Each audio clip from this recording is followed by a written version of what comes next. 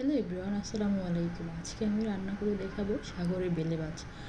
তো আমি প্রথমেই কড়াই বসিয়ে হালকা পরিমাণ তেল, একটু পেঁয়াজ, একটু রসুন বাটা, একটু আদা পেস্ট, একটু জিরার গুঁড়ো, একটু ধনিয়ার গুঁড়ো, এগুলো প্রথমে দিয়ে আমি একটু ভালোভাবে নেড়ে চেড়ে কিছুক্ষণ পরে এখানে আমি একটু হলুদ অ্যাড করে দিলাম।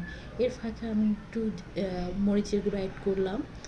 এখন কড়াইতে যেন না লেগে যায় এর জন্য সামান্য পরিমাণ পানি অ্যাড করে দিলাম। ভালোভাবে নেড়ে চিড়ে এটা মশলাটা যতক্ষণ ধরে কষাবো ততই স্বাদ হবে। তো এখন আমি ওয়েট করব যে মশলাটার উপরে কখন তেল উঠে যায়। তেল ওঠা পর্যন্ত আমি এটা ভালোভাবে কষাবো। তো কষিয়ে নিয়ে আমি একটু লং টাইম নিয়ে একটু মশলাটা হালকা আলতো জালে একটু একটু করে আমি আমি মশলাটার জন্য একটু টাইম নিয়ে একটু কষাবো। এর কারণ হচ্ছে গিয়ে যে মশলাটা ভালোভাবে কষিয়ে নিলে একটু ভালো লাগে খেতে। এর ফাঁকে আমি একটু মরিচ অ্যাড করে দিলাম আর একটু টমেটো অ্যাড করে দিলাম। আমি অফ ক্যামেরা মাছটা ভেজে রেখেছিলাম, এর ফাঁকে মাছটাও অ্যাড করে দিয়েছি। তো একটু ভালোভাবে একটু নেড়েচেড়ে আবার একটু পানি অ্যাড করে দিব, একটু পরিমাণ মতো দিয়ে দিলাম। একটু এটা ভালোভাবে কষানো হোক।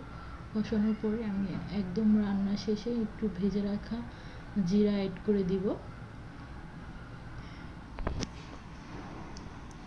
তো ভেজে রাখা জিরা একদম লাস্ট পর্যায়ে গিয়ে ভেজে রাখা একটু জিরা অ্যাড করে দিব।